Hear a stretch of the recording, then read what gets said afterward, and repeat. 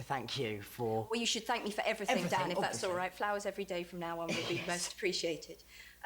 But do you remember working with Chris? Or... Yeah, I was involved, not to the extent that I was sitting in on auditions, but they were keeping me really fully informed. As you know, we found Rupert and Emma and they were perfect, and that was a done deal, and we still couldn't find you. And the weird thing is, I know you know this story, but Chris Columbus had seen your picture, and he held it up and said to the casting woman, "Find me someone like that." Do you remember? You've heard that story. That was David Copperfield, wasn't it? He was playing the young David Copperfield, which I'd seen and thought was brilliant. Oh, funnily really? enough, yeah. It was on one Christmas, and I'd loved it. And all of us are saying, yeah, we need someone like that boy. And it didn't seem to occur to any of us that maybe we should go and look for that boy. And then... Will you say how you were found? Well, it was just, it was amazing, really. It was a bizarre kind of moment. Originally, what had happened was that David Heyman, the producer, knew my dad, because my dad had been a literary agent, and my dad had worked with David's mum. And so David sort of asked my dad if I would audition, and the original deal that we'd heard was going to be to do 6 films, and it was going to be done in America, and it was all sort of, you know... It was going to be done in America? No one ever told me that. Well, you know, obviously, maybe that's why it changed, because you probably put your foot down at some point, or they just went, Joe won't agree to that. Yeah, they know me quite well. Which was good, to be honest. That would not been good. Because at one point, was there not a... There was discussion of moving it. But it was going to be an animated thing, and it all... No, I never wanted animated. No. No, definitely. By the time I signed on the dotted line, we knew it was going to be live action. Yeah. That was guaranteed. Right. And I started to hear that they maybe had someone that they liked, but, you know, they couldn't get you. But I'm not somebody who particularly believes in fate and destiny and all those things, but my parents do. And so the final straw was the fact that I went to the theatre to see a production of Stones in His Pockets, and David Heyman and Steve Clovis, who adapted all but one of the books, happened to be sitting in the row in front. You believe it? And I was sat there for the whole time thinking, why is that man keep staring at me? This is very creepy. It was very creepy. I need to phone someone. It was very odd, and I remember at the interval, my mum and my dad both looking kind of quite intense about something. But you know, when as a kid you're aware that you're being purposely kept out of the loop, you know, for your own good kind of thing. And I remember we went up the stairs and out of the theatre, and then sort of hid behind a pillar. I seem to remember that it's some absurd notion that David Heyman and Steve Clovis were going to chase after us, you know, grab us. And make you be a child actor. And then there was some debate as to whether we would go back in for the second half, but I was really enjoying the play. Yeah, and so we went back in, and then the next day they kind of, my mum and dad sort of went, oh, well, maybe it is the God sort of trying to tell us something, you know. But there were a lot of strange coincidences. And then they called me and said, we think we've found him. And then the first time I ever saw you was on screen in my sitting room at home. Really? They sent me a video of you. And the curious thing is, and I'm like, I don't believe in fate and destiny. Which is interesting, because it comes up so much in the book. Yeah, absolutely. I think you make your own. Yeah. But, so I saw you on that audition tape, and it was, I don't think I've ever really told you that I found incredibly moving. Oh, thank you so much. And almost, I mean, it was incredibly moving. At that point, I didn't have a son. Oh, right. Yeah. So, and I phoned David up, and I said, he's great, he's fantastic. And I did say to David, it was like watching my son on screen. Because after all, Harry feels like this ghostly son that I've had in my life. But, you know, to be honest, you and Rupert and Emma are all too good looking, frankly. Oh. You are, you know, the characters were geeky, and you... Did you know that was going to happen? Did you sort of think they might... I'm not an idiot. Yeah. I did, particularly when do you know what, it was really lucky I spoke to Emma first on the phone before I met her, because I fell absolutely in love with her. She said to me, I've only ever acted in school drama plays before, and God, oh my God, I'm so nervous, I can't believe I got the part. And then she spoke for like 60 seconds at least without drawing breath, and I just said, Emma, you're perfect. And then when I met her, and she was this very beautiful, which she still is, of course, beautiful girl, I just kind of had to go, okay, it's film, you know, deal with it. I'm going to still see my gawky, geeky, ugly duckling Hermione in my mind, but... Do you think that, in a way, we shot ourselves in the foot with things like that for then Emma's reveal in the 4th film, where she comes downstairs and there is supposed to have been this transformation? Well, exactly. Because we're all looking going, well, she was already a beautiful girl. Yeah, big deal. Now she's a beautiful girl in a beautiful dress. Yes. And putting her in Fair Isle sweaters in the first film didn't make her ugly. Not that Hermione in the books is ever ugly, but it was quite a big deal for me that I had written, you know, a strong female character who was primarily about brain, and that she chose to become a little more groomed and glamorous as you know, us geeks do at a certain point in our lives. But I accepted it. Emma's a great actress, and I loved her as a person. Yeah. And I felt there were so many connections between her and Hermione that did it matter that she was beautiful? Come on. And I think what I'd say is that I think, you know, in terms of our mentality, we do all have, I mean, I particularly have a very geeky, a kind of obsessive mentality about stuff. These are so my I think people. yeah, well, exactly. Geeky obsessives are my people.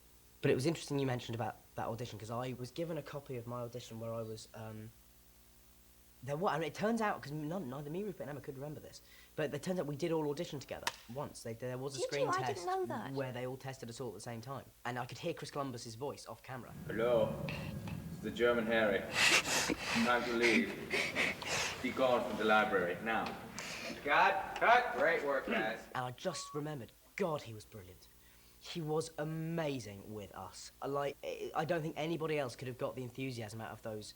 He's just the nicest kids. guy in the world, isn't he? Nicest guy in the world. And a real family man. Oh, I remember yeah. meeting him and being, I don't know where is not the right word, but obviously this is the person who's going to be taking my baby. And same way I felt when I met Steve Clovis, whom I absolutely adore as well.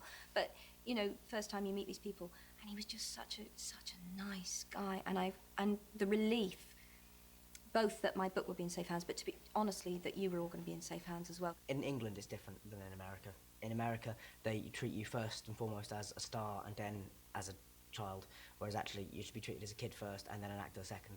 But with the auditions, what I found interesting about watching them again was the fact that I was not the best actor of the three by any margin. I mean, Emma and Rupert were a good deal better than me, but there was just something that I was standing there in admiration of the 11-year-old me, because I was like, because I must, you know, You should been be. nervous, and I was Damn sort of looking, right. going, I did really well in that, Exactly. just because I was very easy and kind of natural, and I didn't look like I was going to be phased, I suppose, when I was on set. Do you think you had any idea that young of what you were really taking on? Do you? Not really, because I wasn't even then fully aware of the scale of the No, phenomena right. at all. I mean, I'd had the first two read to me by my dad, who incidentally did a great basilisk voice. Did he? Yeah, fantastic back in the day. I did actually at one I point. can actually imagine your dad doing that. Yeah, my dad, I did actually suggest it to Chris Columbus, which my dad was completely mortified by. But no, that's so sweet.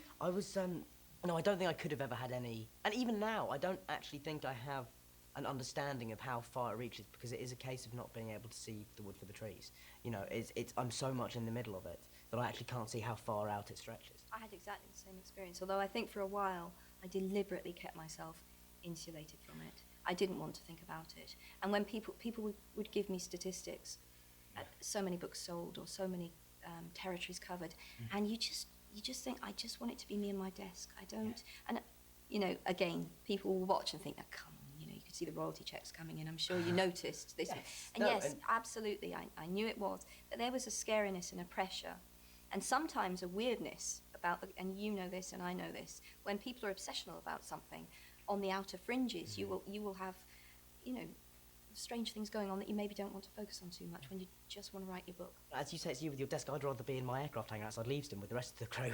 No, You know, it's weird. So you couldn't have contemplated, because I can remember the first premiere, and you were shaking. Yeah, you were. Yeah. But it was. I don't think any of us knew what to expect of it. Right. I don't think, because on Potter it's a very insular world Yeah, of to course. film, so that you just basically, you know, you go into work every day. There's a big perimeter fence around the studios. We are the only film at Leavesden, so Yeah. normally you'd have interaction between different crews and things. It Because feels if you're at very Pirate- safe, doesn't it? I always felt that when Yeah. I visited. It felt like does feel very family. safe. Everyone knew everyone else's names. And that's got even stronger since then, I'd have to say as well, as it's actually, you know, I mean, the relationships I have with some people around that set are like family, you know.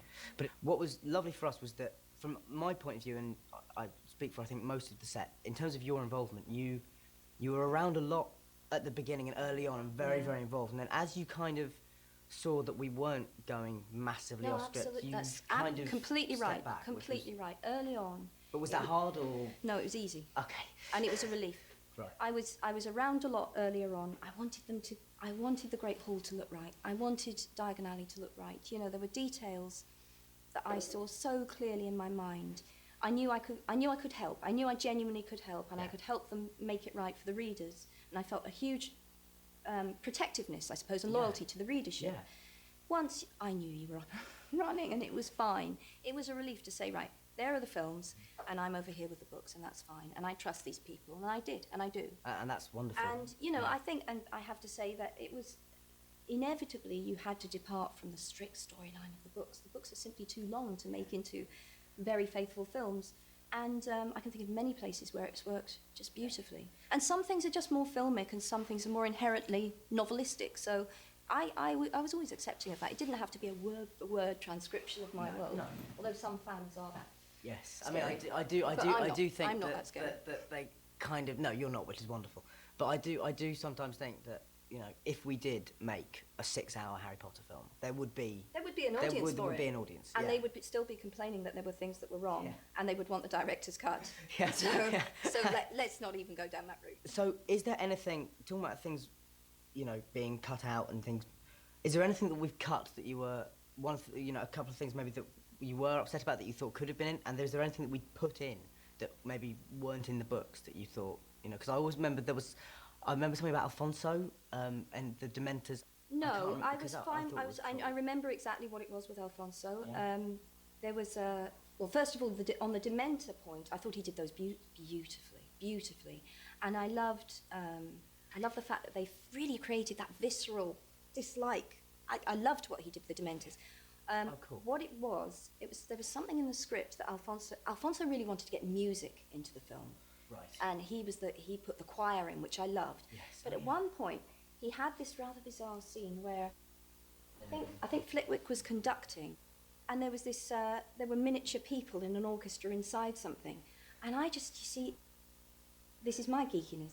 I said to him, but why? I know it's visually exciting, but part of what I think fans really enjoyed about the literary world was there was a logic that underpinned it. There was always a logic to the magic, however strange it became.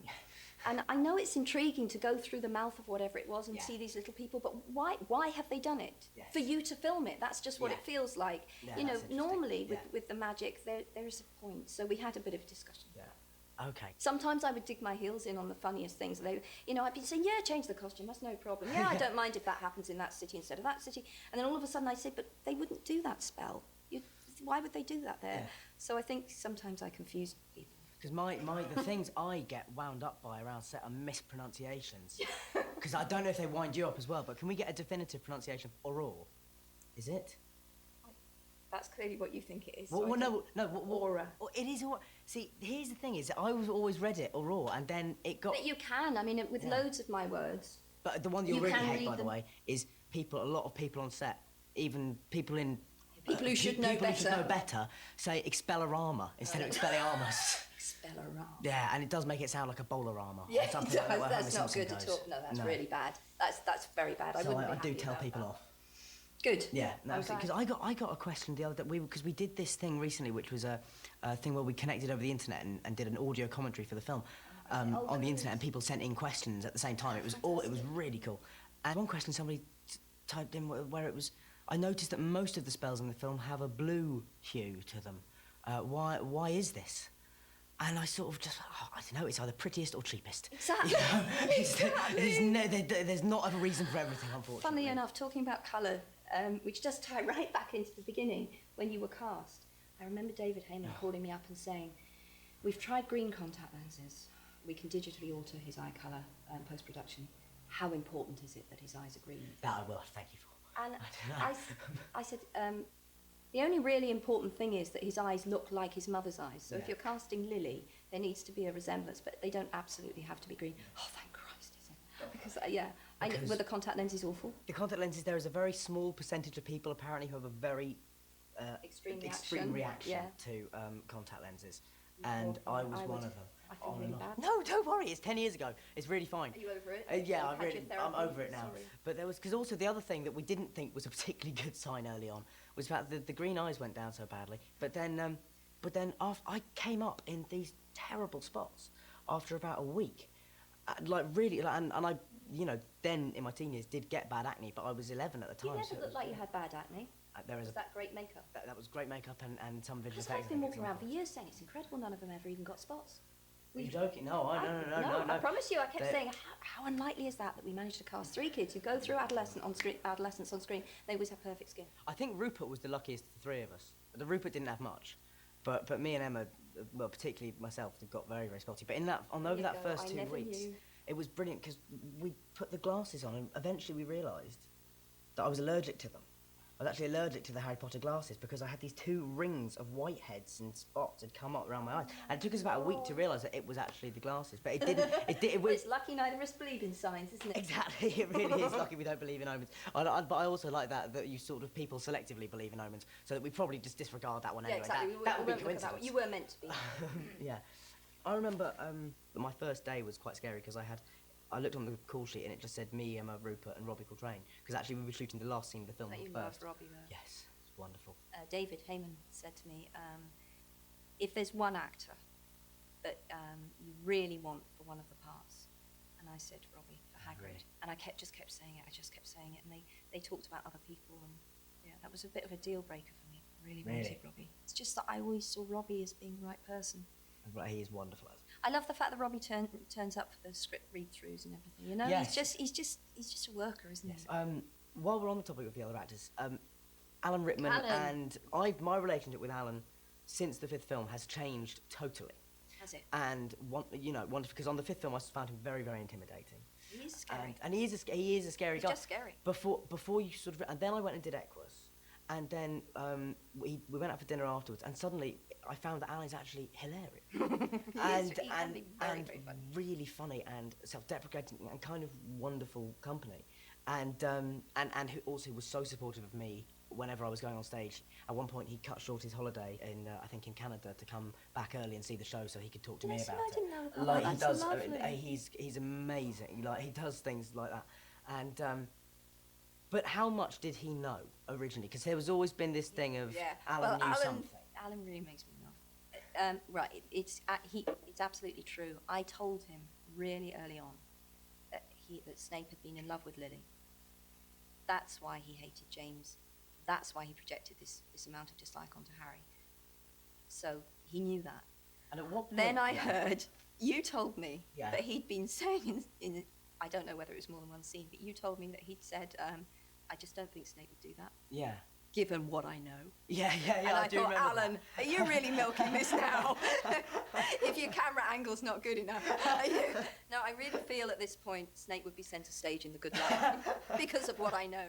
So then do you remember we were talking about, I said, well, let's just pretend I've told you loads of stuff. So anytime they try and make you, but you wouldn't go for it. No, I didn't. Very They were principled of you. They were trying to get me the other day. They're all trying to get me to get a bit pissy about stuff because they want to go home early. I've still not gone into the crew pressures yet. It was funny about sort of telling things because people used to say to me all the time, "Have you told the actors? Have you told the actors what And happens?" I don't think we wanted to know. And you didn't want to know, and I don't think anyone really believed that. But I think partly, I know that you started winding people up and saying that I had told you stuff, but that was on set. Yeah. I mean, among the cast, wasn't Yeah. it? And then you got more than you bargained for because then you got a taste of what it's like to be me, didn't Yes, you? then I got everyone coming up, and it was. So you had to back so off I really from had to that kind of admit that I position. had actually known nothing all along. It was the one night you came and saw Equus was also Just the the night night that somebody they threw an threw the- owl at a stage. An owl onto stage, and Stuff you said to me, not real. "That's the only time that's happened." I said, "Well, I threw it." It's not Yes. coincidence. Yeah, I'm sorry about that. I couldn't resist. I remember you said. And then you said something like, "Well, I'm going to have you naked in the last book then," and I'd laugh. You bloody did. And I did, but that was always, I swear on my life, I promise you, that was always planned. When we've done that, Yeah. I'm not naked. I'm Well, in- frankly, I'm yeah. disappointed I'm sorry. because you did it in Equus, so why can't you do it for Harry Exactly. Potter? But what we've done is a kind of You one went of a my howling rope. yeah. No, we've gone for kind of that. You know, have you seen one of my favourite films? Is A Matter of Life and Death. That's my favourite film of all time. Oh, really? How have we never We discussed really, that before? really haven't planned this for anybody watching. Is that honestly true? Yeah, I've got three favourite films: 12 Angry Men, Matter of Life and Death, and Doctor Strangelove. But Matter of Life and Death is probably, is Yeah, superseded. very good taste in films. Thank That's you. my favourite film of all time. Well, we've done something like that in the Afterlife was sort of I'm in all in grey tones, kind of. Oh, okay. got me. That's So as yes. as well, if it's a tribute to A Matter of Life and Death, actually, Yeah. I told David Heyman years and years and years and years ago that A Matter of Life and Death was my favourite film. But what was the other thing I was going to No, say? we Equus, talked no. about. So yeah, you yeah, came and saw Equus, and yeah. afterwards, I remember I turned around to you and said, Do I die? Go on. I've got to ask. "Go on, do I die?" And you very cryptically sort of paused for a moment, So and you then get a said, death scene. "You get a death scene," which was sort of And I saw you double take. You knew. yeah. You said, Yeah. At that point, I was kind of like, okay, I sort of vaguely have some idea what's going on. And Neil, my husband, afterwards said, "What did Dan ask you?" And he leant into you. So he asked if he's going to die. What did you tell him? I said, "I'm not telling you." So did Neil not even know? Really?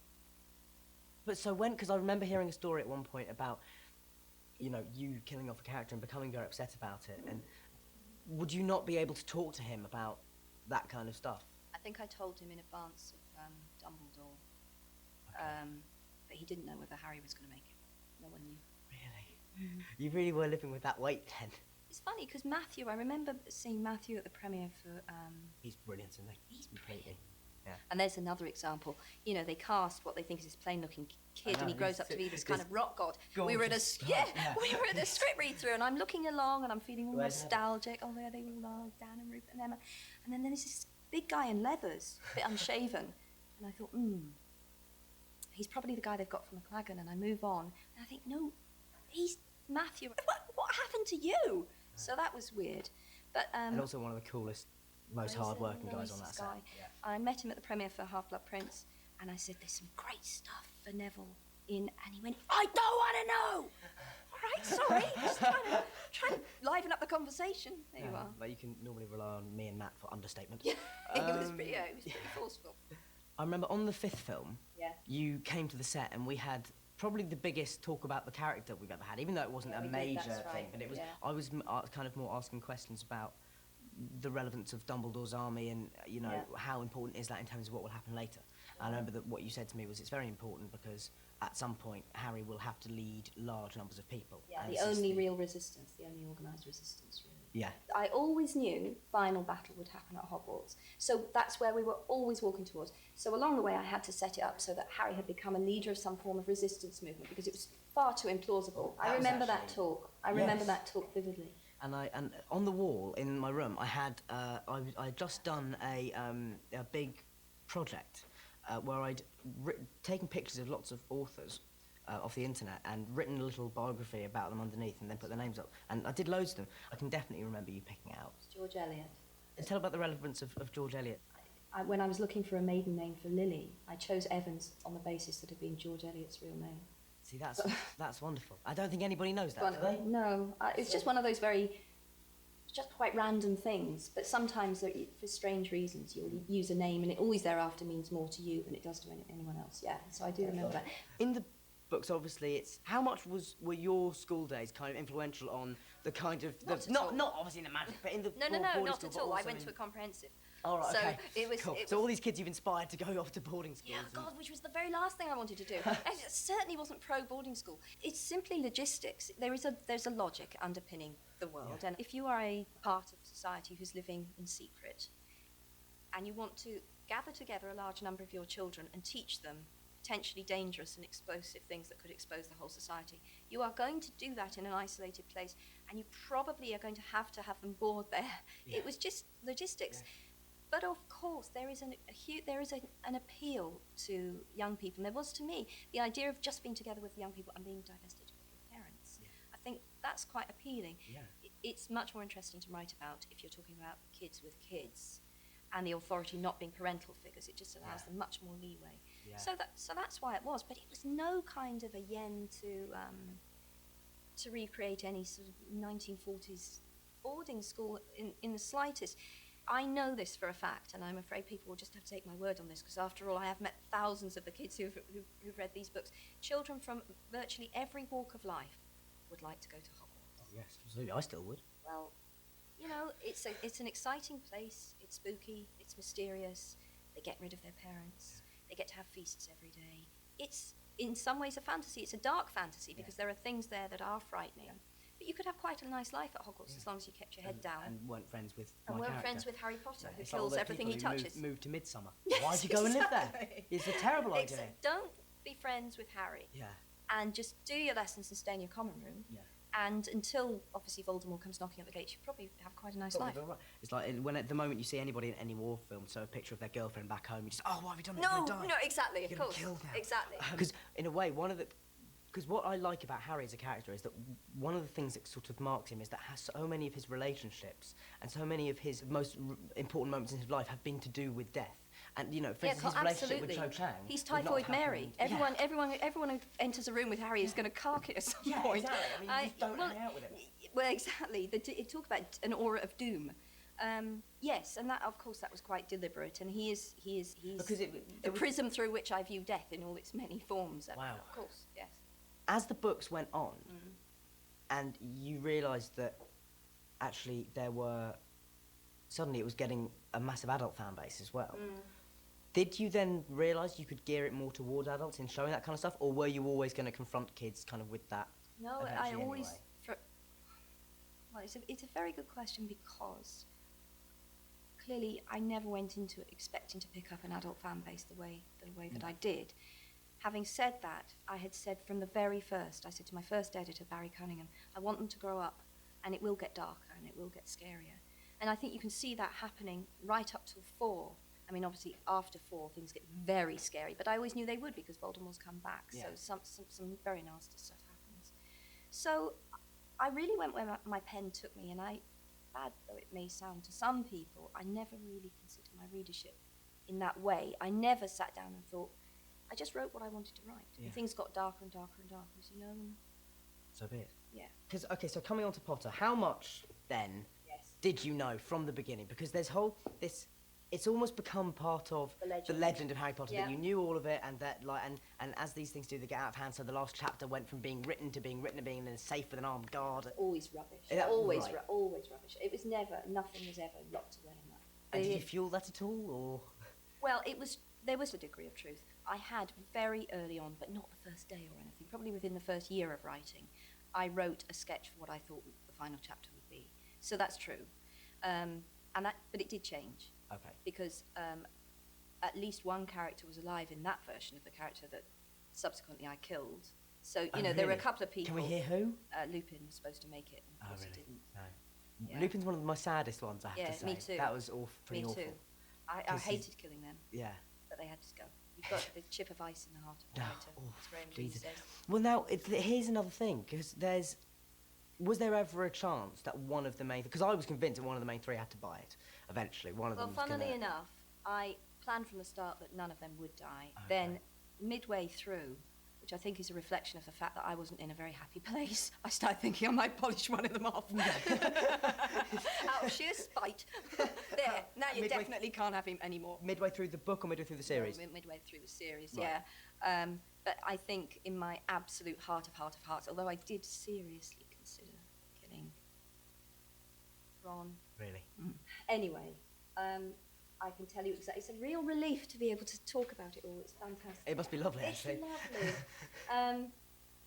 The truth is, I always knew, and this is from really early on, that I was working towards the point where Hagrid carried Harry, alive but supposedly dead, out of the forest. Always. I knew where we were always working towards a final battle at Hogwarts. I knew that Harry would walk to his death. I planned the ghosts, for want of a better word, coming back, that they would walk with him into the forest. We would all believe he was walking to his death, and he would emerge in Hagrid's arms. So that's what always kept Hagrid safe. Because Hagrid actually would have been a natural to kill in some ways. Yeah. But because I always cleaved to this mental image of Hagrid being the one carrying Harry out, and that was so perfect for me, because it was Hagrid who came and took him into the world, and then Hagrid who would bring him back, and the onlookers would believe he was dead, and just physically, Hagrid being so big and fatherly, and Harry being limp in his arms. So that's where we were always going. That's amazing. It's interesting that something like that image actually kept Hagrid safe. I like that phrase. It almost that's protected exactly him. Hagrid was never in danger. And as I say, Lupin, when I first created Lupin, I had no intention of killing him. And then it was sort of borne in upon me that Lupin had to die, which is awful. Yeah, I mean, that's a horrible realization. I knew he had to go, and the reason he had to go was, what if, ultimately, I mean, in the final book, you're looking at a war, aren't you? What's horrific about war? Well, one of the horrific things is leaving children fatherless, motherless, and so on. And I just came to a point where I thought, I'm going to have to show that again. And the most powerful way of showing that is to kill parents that we know and to leave another baby boy is orphaned. It happened in the first war, and Harry was that boy, and now it happens again. But I gave him Harry as a godfather, and I you hear about him in the epilogue, and you know that he's all right in as much as he can be. Who's your favourite character to write for? To write dialogue for? Dumbledore. Oh well, I loved writing for Ron. Yeah. I love writing dialogue. I miss Dumbledore the most because he came from I always feel like he came from somewhere back here. It felt quite automatic writing when I wrote Dumbledore. He was telling me things I needed to hear sometimes. Oh, really? I really liked that. Yeah. That's amazing. Yeah, so I miss him. And what is the because I remember on the because Albus was presumably because of the beard, was it? Well, no, actually, Albus and Rubeus, the red and the white. If you read about alchemy, then the red and the white are highly significant. And so I had put Albus with its connotation of purity, and Rubeus with its more passionate connotation, these two halves, and Hagrid being devoted to Dumbledore, of course, always, but he's a much rougher character. So they were almost two halves of an ideal father when Harry first, because Harry, of course, is a boy throughout the books in search of a father, isn't he? Yes. You know, to people watching this, there is a very cynical way to watch this, the way we're talking about these characters if they are real people, and people, I think, just need to understand that for you it's been pretty much 20 years with these characters at this point. Yeah, 20 years, You know, and for me, 10, so it's... You do get not just attached to the actors who I play with, but the notion of them as the principles of those characters. And a very ongoing relationship with them and thinking about them as though they're real people. And just living with them, they're in your life. They're in your life the way real people are. Yeah. Well, I was going to ask about, I do feel I have some duty on a personal level as well, because I've always had my own suspicions about this. Dumbledore being gay. I thought you were going to ask something completely different. Dumbledore being gay. Yeah. Well, was that something that was just thrown out for the American press to get them stirred up a bit? No. No, it did. No, it did, which is obviously was very funny. But I found people's reaction to that really interesting, and I'll tell you why. By the time that I said that, I had been working on these characters for 17 years. Now, not many writers have ever been with the same set of characters for that long, so I feel I can sort of speak for all of us who have. Yeah. And to say it becomes a very intense experience, and inevitably you are going to know things about characters, and I'm characters in the plural, that are not, in some cases will be relevant, and you'll think, oh yeah, this is the moment that becomes relevant, and I will say that or show that. Right. For example, Professor McGonagall, I had a whole history worked out for her that I thought at some point would become relevant, that she'd had a love affair with a Muggle, and she'd had this quite tortured past, and she ended up being this celibate elderly teacher. Never became relevant, never happened. And as time went on and I got to know Dumbledore, but this is before the publication of Philosopher's Stone, so bear in mind, at this point, I've been with him for 7 years, I knew he was gay. I just knew he was gay. Okay. And to me, it was not a big deal. This is a very old man who has a very terrible job to do, and his gayness is not really... It's not really relevant. Very relevant to him as a character, because I always saw him as a very lonely character.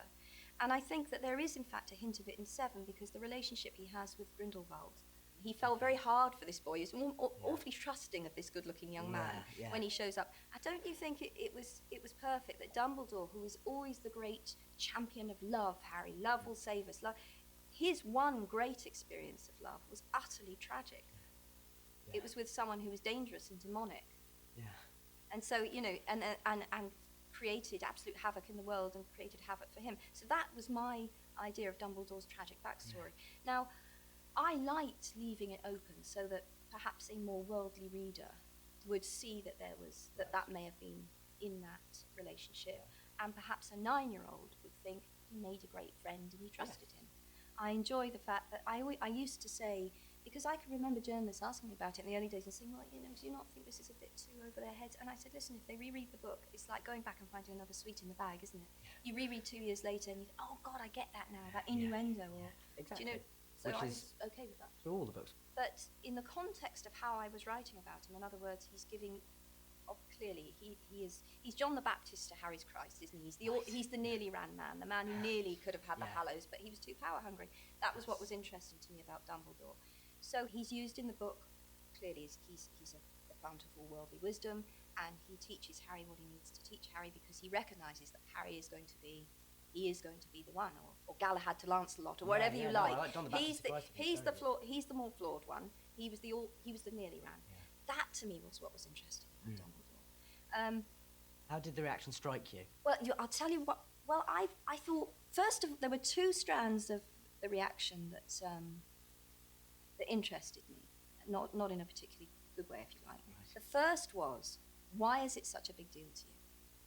Yeah. You know, which is the most. Why is it a big deal?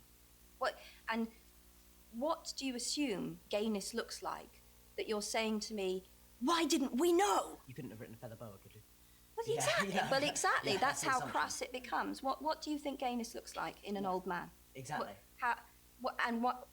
Why would it make him behave any differently to how he behaves through the books? What is your problem with that? That's very strange. But I told my second editor, so she was with me from Chamber of Secrets. Yeah. We were chatting about something quite unconnected with Dumbledore, but I ended up saying to her, well, Dumbledore, for example, he's gay. And she said, is he? I said, yeah, I think so. I think he's gay. And then, funnily enough, in a read-through you were at, Steve, do you remember in the first draft of the script for Half-Blood Prince, Right. when Harry's at the station and Dumbledore comes to meet him at the station, and in an early draft of that script, Dumbledore said to Harry, he said, I remember a young woman with eyes of flashing whatever, Yes. raven-haired, and I read this, and I scribbled on my copy of the script, Steve, Dumbledore is gay, shoved it up the table, and Steve, oh.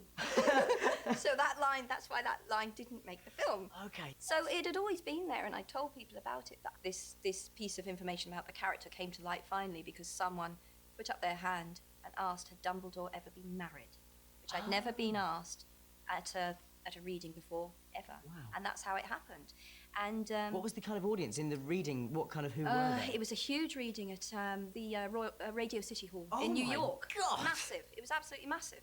And It's like 7,000 people or something. yeah, isn't more, it? I think. It was huge. And someone said this. And I said, well, no. In fact, I always saw Dumbledore as gay. Bang. And that's how it happened. But one guy came out to his friends that night. See. He came down because I did a massive That's amazing. signing. And halfway down the queue, there's this guy standing in front of me saying, I just came out. And I said, congratulations. And we hugged. Oh my God, Dumbledore, oh my God. And then off he went, and I was thrilled. That's amazing. It's interesting, actually, if you start to think for a moment, not about these characters being characters, but if you think about the characters, the lives these characters actually have within the books, and the fact that to a certain level, because they exist in the collective consciousness of a generation, they do exist. Because I always think that's one of the wonderful things about Potter and the Potter fan base, is that whereas if you think about the other big costume wearing and all that kind of stuff that goes with it, is things like Star Wars and Star Trek. Yeah. But what's interesting is that Potter, because it started off as a literary thing, has kind of created a generation of the same kind of mentality of geeky thoroughness, but with an appetite for reading and literature, which is kind of amazing. It was wonderful, wasn't it? It was just the most wonderful thing. And at the last premiere, because obviously I'm not meeting readers in vast numbers at the moment because I'm, I finished the books. And so to meet them again through the films is really great. Yeah. I can't deny that. It's lovely. It's really lovely. Before the books even got picked up, until, sitting in this hotel room, Yes, yes. what are some of the surreal, kind of bizarre, where do you start, I suppose, but... Because for me, the last premiere was mental. It was mental, wasn't it? When mental. it was pouring with rain. And it felt more extreme than any of them had. Yeah. I think that I was in a place of false security, in that I felt that the books are finished. So the excitement will really drop. Full. Yeah, was I ever? Because I got out and it was like aircraft engine noise, wasn't it? It was scary. But then more people there. It felt like it, because there's this one moment where I looked out over one side, and there was just these hundreds, this sort of tumult of people just surging forward, like and all drenched. Yeah. And if there's ever been a moment when I could have absolutely just formed a dictatorship, Exactly right. I could have just said, we'll march on the palace, and they all would have joined me at that scary moment. having that feeling. I've had that feeling. In fact, the reading that I did to sort of launch Phoenix, which was at the Albert Hall. Was it at the Albert Hall? I think it was at the Albert Hall. And they had all these graphics behind me. It was like Nuremberg. It was insane. I'm looking up thinking, who designed this? But yeah, you get these moments where you think, right, Harry Potter fans, let us march. Absolutely. You think some of them would. Oh, they would, It's absolutely. lucky I don't have any of those. I don't have dictatorial impulses, no. But no, I mean, the only thing you can do is laugh at it, and it's hilarious, and it's so funny. I mean, it's bizarre. I mean, when somebody, tries to, for instance, when somebody once tried to jump into the front seat of the car with us, to somebody tried to follow us in afterwards, you've got two reactions to that situation. You can either be terrified and think, oh, people are going to try and get into my car, or you can think, that's hilarious that she tried to do that. I'm fine now that I'm safe and it's all fine, and that's quite funny. But no, those first. I don't want people to jump in your car. You see, that makes me uptight. Okay, sorry.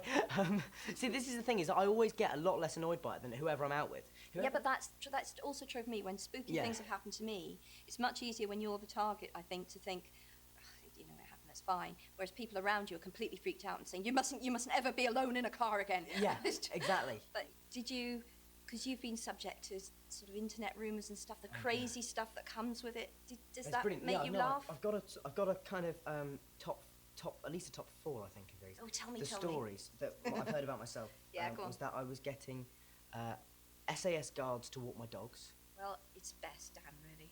Let me advocate that. That I was getting. How many dogs have you got? 2. So you have actually got dogs? Yeah, my mum and dad. Because it wouldn't surprise me if there were no dogs. No, exactly.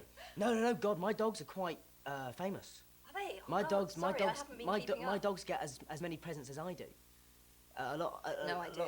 I've clearly been out for loop too. No. I mean, they're not featured, but they're just people know their names on the internet, and okay. because I mentioned them once in an interview. And, so SAS dog walkers. So SAS dog walkers. I was having special beer brewed in a monastery in Belgium by just Belgian monks. Just for me. You. I don't drink beer. You had your own personal monks. And SAS dog walkers. And SAS dog walkers. I don't particularly like it. There was one that I'd grown, I think, about 8 inches in about 6 weeks or something. That would be extremely worrying. Which, as anybody who meets me can tell, that's not happened.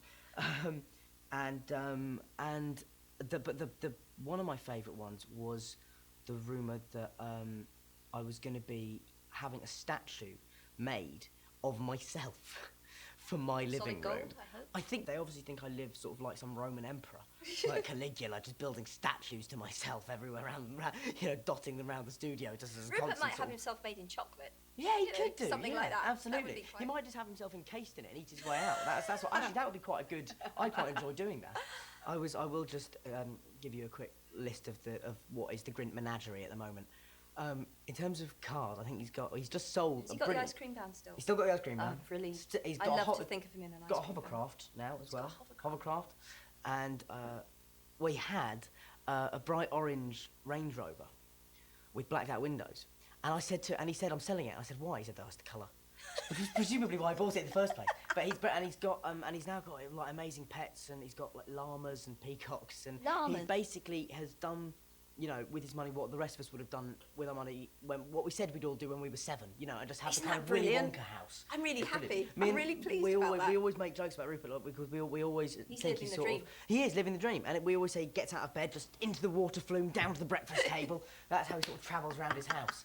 But as we were saying before, one of my favourite moments, right, in a bizarre way, because you know how when you sort of offend some people, you must be doing something right.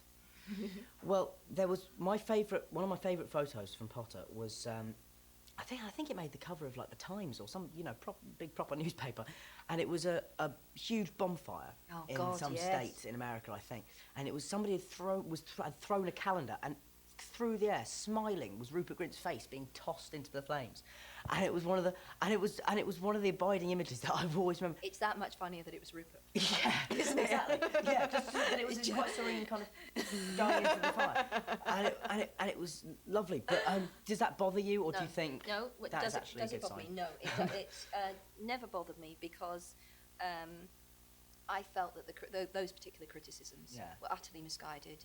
I have no track at all with those kind of views. So if they want to burn my books, feel free. Yeah, fine. Presumably they're going to have to buy copies to burn them. So.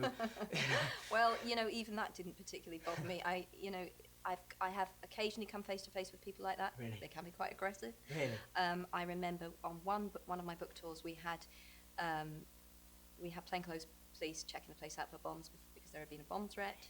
Yeah, so it was real, and I look back on that and I mean, that's largely died down, but there's certainly states in America where I don't think I'd be particularly welcome. No. it is what it is, you know. So I even remember when I was 11, I was at like a party, just like Oh no, my don't neighbour's tell me party. someone went for you. It didn't go for me, but somebody, like the mother of somebody who lived in our street, you know, was saying, "Oh, I'm not sure. I'm not sure if kids would be able to tell the difference between black magic and it's magic. So what's the issue? It's a book." You know, I have a real issue with anyone trying to protect children from their own imaginations, and I think that a lot of this goes on. And if we cannot acknowledge and embrace the fact that we all have a certain degree of darkness within us, some more than others perhaps, and, you know, bring it into the light and examine it and talk about it, this part of the human condition, then I think we will be living in quite a dangerous climate. And I think that's much more damaging for children. I'm, you know, I think truth and openness are the way to go. The moment something can't be talked about is exactly, the moment it becomes a danger. Yeah. But sometimes it made me sad. I remember I went back to my old primary school, and a child had been excluded from the reading. He was sitting alone because his parents didn't want him subjected to my evil influence, and that made me feel really sad. Yeah. Mostly it didn't. Mostly it made me feel quite bullish and belligerent. Yeah, it did. Yeah, if I'm honest, yes, it did. I just thought it's nonsense, and I'm certainly not going to apologise or justify myself. That's the other thing I was going to talk about was the fame side of things. So obviously, we are two people who have, you know, done very well out of Harry Potter. I mean, I've done well out of it. You've done well because you created it. But there's, and so you know, we're not going to sit here and be two moany people. We're both in kind of no, absolutely. You know, the opportunities that this has afforded me. Because people in interviews, a commonly asked question I get is people say, "Do you think it's going to hold you back from, you know, doing other projects and things like that?" And actually, the chances are I never would have become an actor if I hadn't got this opportunity. That's so great to hear. You know, I mean, you have said that to me before off camera. Yeah. But from my point, that's the best thing I could hear. You know, that you feel that it's been a springboard rather than it's been a straitjacket, as people would have. Never would have got the chance to do Equus or My Boy Jack or any of the other stuff, and anything like. And that's the thing I think that anybody whose career was born out of Potter has to remember for the rest of their lives, that we were all involved. The rest of their life, they owe me big. No, I think so. I completely agree. No, I don't feel that way. No, I know you don't. Let me just say that now before that quote is taken out of context and used to beat me for the rest of my life. Exactly. Yeah. But no, but I mean, I think we do. Certainly owe a debt of gratitude, because I think no matter what we do for the rest of our lives, the chances are they are things where the opportunities we never would have had in the first place if we hadn't got Potter. And we were involved in this extraordinary thing for 10 years of filming that was kind of unlike anything else that's ever been done, just in terms of the amount of people that are there and the continuity of everybody being there the whole time. I mean, are you thinking about how you're going to feel when it ends? Because it's been so stable, hasn't it? Always filming in the same place, always the same people, which was wonderful. Which is wonderful, but equally... Does it feel strange that you know it's coming, or do you not really focus on that? Just recently we've all started thinking about it more. Because, you know what, it was the moment was actually, I was talking to Amanda Knight and Lisa Tomlin, who do hair and makeup on Potter. Amanda's done my makeup every day for 10 years. And is an amazing makeup artist. Yeah, do you remember that day I came to visit the set and she painted, you know, you looked really beaten up. And I walked you and Rupert, and I walked in the room and said, "What's happened to you?" And you said, "Well, if you don't know." Yeah. It's pretend. Oh, God, yes, I was already giving you drip at that stage. I was like, excellent. But I was talking to them the other day, and they were talking about another job that they might have lined up afterwards. Yeah. And it was the first moment of actually, it wasn't sadness, and it was jealousy. I was jealous that another actor was going to get those two, because Lisa's done my hair on the 6th and 7th film, but also she was on the 2nd, and she's been in and out, and someone I've come to know very, very well as well. And so the fact that another actor's going to get them is really is something. It's very peculiar, and I mean, it's going to be odd also because you know, I've worked in a way with the crew on Potter in such a way that I actually feel much closer to the crew than I do to a lot of the cast. No, I really understand that. I think a lot of people who, certainly includes me before I became involved with these films, but people wouldn't maybe understand just how important the crew are. They're every day, day in, day out. They're the people you're seeing and working with and joking with, and I've come to understand that too. Because I've kind of worked out recently, particularly on this film, that success on a film set kind of relies upon the ability to concentrate very intensely for very short spaces of time. Yeah, it's the exact reverse of writing. Right, yeah. And then you have to learn to switch off in the moments that you can, because you keep yourself at that level of energy No. all day, although I am quite hyper. You know, my mum and dad have often said to me they did get lucky when they got somebody with the kind of boundless energy that, You know, do have, and you always have had. Yeah. It's always been so apparent. And even when you were Even quite way small, it before was my like you were 4 espressos ahead of everyone else. It was good. Yeah, It was I great. think, which is why I don't drink coffee. Yeah, it does. I Because think you that's- can't imagine me after that. Yeah. No, because I remember the first day we met, I think, was when you came in, and all the kids were there. That's right, I yeah. think, and you know, Tom Yes. Felton had his Tom Diablo Felton had thing. his Diablo because he was, yes. He showed my child, then very young, how to use it. And I was always I always had a real soft spot for Tom after that. brilliant. And it was so ironic that we have this arch baddie, and he's about the nicest. I mean, we keep saying everyone's nice, but the fact is they are. They are. There were They've got a good there were point. never any brats. There was never anyone objectionable. They were all just really nice people. But Tom is Tom's such a sweetheart. He's a bit older than the rest of us as well, Yeah. and was when he was younger, and Yeah. had done a bit more work. Yeah. Like he'd done quite a few that- films. Yeah, and in his demeanour off set, that showed. I think he was Yeah. quite comfortable with being there, wasn't he? Yeah. But yeah, he was so sweet. I do remember that day. All of you in the canteen looking around. It was spooky. It is amazing. I remember Devon, who plays Seamus, very vividly from that day because he really looks like I imagined. Oh, really? Yeah, he was one of the ones they'd really cast someone out. Now, I Looked think the way I'd imagined. The other person we should definitely talk about, because who I do think is sort of, even though you notice what he does, he is the unsung hero of these films, Stuart Craig, Oh God. because his sets Well, are. he's a genius. I mean, that, for me, that's what makes just the world. a genius. Yes. Yeah. Because it's the detail of everything. Because I think that's what has allowed us to survive as a successful franchise. Because we sort of have, because we started off at the same time as a whole host of other kids' fantasy films have sort of Sure. started. But the reason I think we've managed to do so well and sustain the story right to the end and keep people interested is largely down to, I think, the sets and the fact that the detail that goes into the world is so thorough, it feels complete. World. And Yeah. I again, as someone who's not, been involved in the film business and came to it entirely new, to be able to walk into the Gryffindor common room and pick up the comics and read them, it's so real, it's so fabulous. Kids who visit the set are blown away by it, aren't they? That they can walk into all of these rooms and play with all these things. Unfortunately, we've now lost the Gryffindor common room. I don't No, know where is that- it gone? I don't know. It was my favourite I set. don't know where it is anymore. I think maybe it's probably. I don't think it's because it was everyone's favourite set. So I think it's probably better been not have removed. been set up in someone's back garden. Oh no, I'm sure that's not the case. But I'm But sure you it'd be did kept tell in me the everyone's museum. going around putting dibs on various props. Yeah, well, I'm really eyeing up my glasses. That's what I want. And I don't want. Not what you want. You see, I think I would no. want my wand. See, the thing is, the wand for me is a less constant thing because it changed after the second film. It's a different wand I've got now. Oh, okay. And because in Alfonso's words, he said that he thought the other wand looked too smooth and like it was from IKEA. And so he gave me this sort of stick,